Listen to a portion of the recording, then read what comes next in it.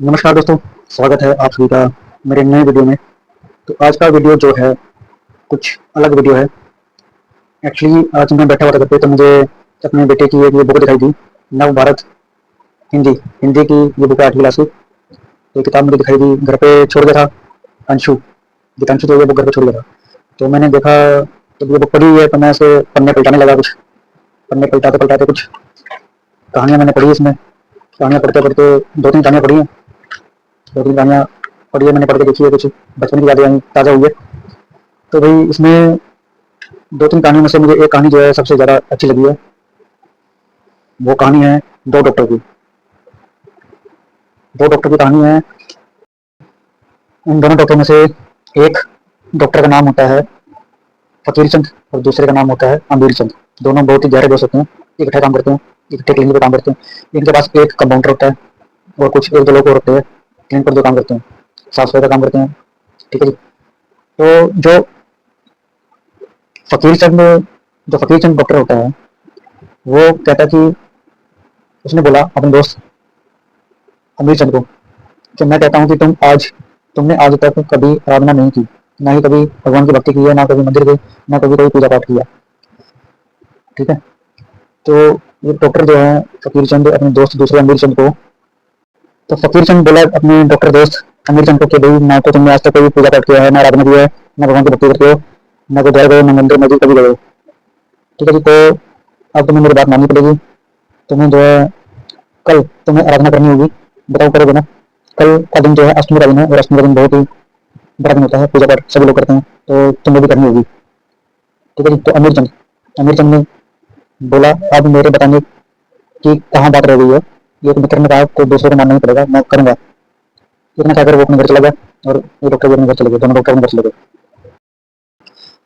तो जी दूसरे दिन जो कि अष्टमी का दिन था, पूजा पाठ का दिन था, उस दिन डॉक्टर अमीर चंद ने स्नान करने के बाद अपनी माँ और नौकर से बोले अपनी माँ और नौकर से बोले कि हम जाप करेंगे, आज कोई मिलने आए तो कहना, इस समय नहीं मिल सकते, बाद में आए। यह आज्ञा देकर अमीर चंद ने कमरे का द्वार बंद कर लिया और आसन लगाकर बैठ गए और पूजा पाठ करने लगे और माला करने लगे। तो दोस्तों डॉक्टर अमीर चंद अपने कमरे में पूजा पाठ कर रहे थे, ध्यान लगा रहे थे, मंत्र जाप कर रहे थे। तो क्या हुआ, इतने में ही उनके घर पर एक गरीब आदमी बड़ा ही परेशान होकर आया। ये गरीब आदमी वो था जो इनके घर में काम क्या करता था काम क्या करता था, और गली मोहल्ले में नगर में सभी घर पे काम क्या करता था, साफ सफाई का काम करता था। ये वो बंदा था जो उनके घर पे परेशान होकर बड़े ही कुछ गंभीर समस्या के साथ उनके घर पे आया। तो ये डॉक्टर साहब के कमरे के बाहर ही उनकी धर्मपत्नी जो जिनका नाम सावित्री है वो बैठी हुई थी। उन्होंने इस आदमी को मिलने से मना कर दिया कि डॉक्टर साहब अभी नहीं मिल सकते, अभी वो मंत्र जाप कर रहे हैं, पूजा पाठ में व्यस्त है, तो आप कल आना। तो ये गरीब आदमी बोलने लगा कि भाई कुछ आवश्यक काम है, मेरा बेटा है छोटू, वो बीमार है, उसको दिखाना है, डॉक्टर साहब को एक बार देख लेंगे तो फिर मैं जल्दी उनको वापस छोड़ दूंगा। लेकिन सावित्री जी ने साफ इनकार कर दिया कि भाई डॉक्टर साहब अभी नहीं मिल सकते, उन्होंने मना किया है कि मैं किसी से नहीं मिलूंगा जब तक मेरी पूजा पाठ मंत्र जाप पूरा नहीं हुआ तब तक। तो इतने में ही जो ये आदमी था, इसने डॉक्टर साहब के कमरे के पास जाकर देखा, थोड़ा सा दरवाजा खुला हुआ था, दरवाजे को थोड़ा सा और खोला, और खोलते हुए देखा कि भाई डॉक्टर साहब अंदर बैठे हैं, ध्यान में पूजा पाठ कर रहे हैं, मंत्र जाप कर रहे हैं। तो थोड़ा थोड़ा संकोच हो रहा था इस आदमी को, भाई मैं क्या करूँ, क्या बोलूँ, परेशान हूँ लेकिन बोलना तो पड़ेगा। इसने बड़ी हिम्मत जुटा के डॉक्टर साहब को बोला, आवाज़ लगाई डॉक्टर साहब को, तो डॉक्टर साहब दो तीन बार आवाज़ लगाई, लेकिन डॉक्टर साहब ने नहीं सुना। फिर तीसरी चौथी बार बहुत तेजी से बोल पड़ा, डॉक्टर साहब। तो डॉक्टर साहब की ध्यान से आंखें खुल गई और वो उठकर खड़े हो गए। उन्होंने देखा कि सामने ये गरीब आदमी खड़ा है, इनसे पूछा क्या हुआ। तो उन्होंने सारी बात बीती बताई। उन्होंने बताया, इस आदमी ने बताया कि जो मेरा बेटा है वो रात से सो रहा है, सुबह तक वो उठा नहीं है, उसकी तबीयत खराब है, बुखार था उसको और शायद वो बेहोश हो गया है, अभी तक नहीं उठा है, एक बार आकर के मेरे साथ देख लो।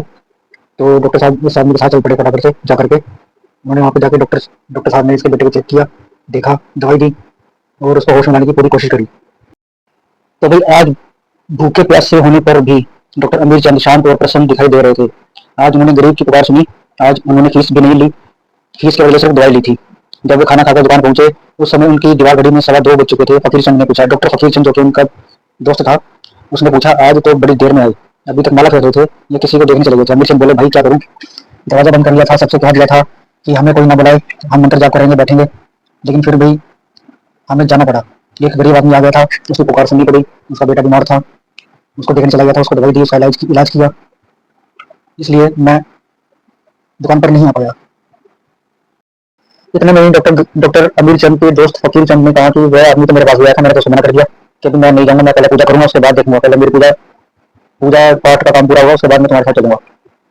लेकिन क्या हुआ, जैसे तुमने कल मुझसे वादा किया था, डॉक्टर फकीर चंद ने कहा अमीर चंद को कि तुमने मुझसे वादा किया था कि तुम पूजा पाठ पूरा करे बिना नहीं हिलोगे। तो अमीर चंद ने कान पकड़कर बोला बेशक भूल होगी, क्षमा कर दो। डॉक्टर फकीर चंद ने कहा क्या तुम्हारे पास दो चार पल भी परमेश्वर परमात्मा भगवान के लिए नहीं है? ठीक है जी, जितना कहकर फिर दोबारा बोले कि आज शाम को प्रभु के दर्शन के लिए चलोगे मेरे साथ, अगर ना गए तो याद रखो हमसे तुम्हारा कोई संबंध नहीं हुआ। डॉक्टर फकीर चंद ने कहा डॉक्टर अमीर चंद से कि भाई आज शाम को प्रभु के दर्शन, परमात्मा के दर्शन, भगवान के दर्शन करने मेरे साथ चलना मंदिर में, अगर ना गए तो तुम्हारा मुझसे वास्ता संबंध खत्म। इतने में डॉक्टर अमीर चंद बोल पड़े मेरी इतनी मजाल की तुम्हारा कहा ना मैंने। फिर क्या था, फिर वही बात हुई। शाम को अमीर चंद डॉक्टर दुकान पर नहीं थे। फकीर चंद ने कंपाउंडर से पूछा कहाँ गए डॉक्टर साहब, कुछ कह कर गए या नहीं? कंपाउंडर ने कहा भाई वो आदमी माघी आया था, उसी के साथ गए हैं, वही आदमी दोबारा आया था जिसका बेटा बीमार हो गया था, तो उसी के साथ दोबारा फिर उसको देखने चले गए। ठीक है जी। तो अगले दिन सूरज निकलते ही डॉक्टर फकीर चंद ने बोला कि मैंने तो निश्चय कर लिया था कि तुमसे बात भी नहीं करूंगा, जो आदमी वचन देकर फिर जाए उसका क्या विश्वास, लेकिन जानते हो मैं इस समय क्यों आया हूँ तुम्हारे पास? डॉक्टर अमीर चंद बोले कोई प्रतिज्ञा करने आए होंगे पूजा पाठ की? नहीं। डॉक्टर फकीर चंद ने बोला ना बाबा ना, मैं तुम्हें एक ऐसी अजीब खबर सुनाने आया हूँ जिसे सुनकर तुम तो करोगे। आज मेरी आंख रात के 3 बजे ही खुल गई थी, मैंने सोचा चलो आज इसी समय आराधना कर लूँ, भगवान की पूजा पाठ कर लेता हूँ। तो मैं नहा धोकर आराधना करने लगा। डॉक्टर फकीर चंद जो है सुबह 3 बजे उठ गया था और नहा धोकर पूजा पाठ करने लगा। इतने में डॉक्टर फकीर चंद ने बोला, इतने में मुझे ऐसा मालूम हुआ कि मेरा कमरा किस अलौकिक प्रकाश से भर गया। आँख उठाकर देखा तो मेरे सामने खुद परमात्मा खड़े थे, परमात्मा परमेश्वर भगवान खड़े थे। उन्होंने मेरी तरफ देखा और कहा आज इस नगर में हजारों लोगों ने मेरी आराधना की है, पूजा पाठ की है, भक्ति की है, मंत्र जाप किया है, लेकिन सच्ची आराधना एक ही आदमी ने की है, वह तुम्हारा मित्र अमीर चंद है। उसने उस गरीब आदमी माधी माधी के लड़के की जान बचाकर अपने कर्तव्य का पालन किया, यही तो सच्ची आराधना है। वह मेरा भक्त नहीं भक्त राजा है। यह कहकर भगवान ने मेरी पीठ पर प्यार से थपकी दी। देते देते मुझ पर बेसुधी सी छा गई। जब सुध आई, जब मुझे होश आया तो वही कमरा था, वही मूर्ति थी, वही लैंप था।